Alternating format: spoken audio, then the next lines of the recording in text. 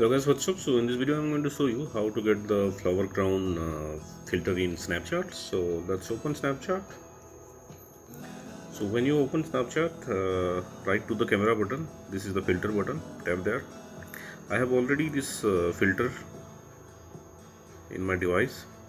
So to get this, on the bottom you can see this smiley button, tap there. And these are the more lenses. Here search for flower crown.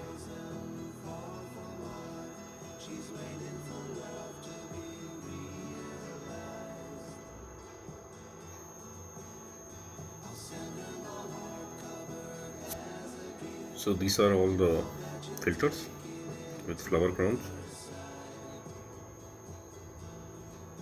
Just select whichever you want. It may take some time to load.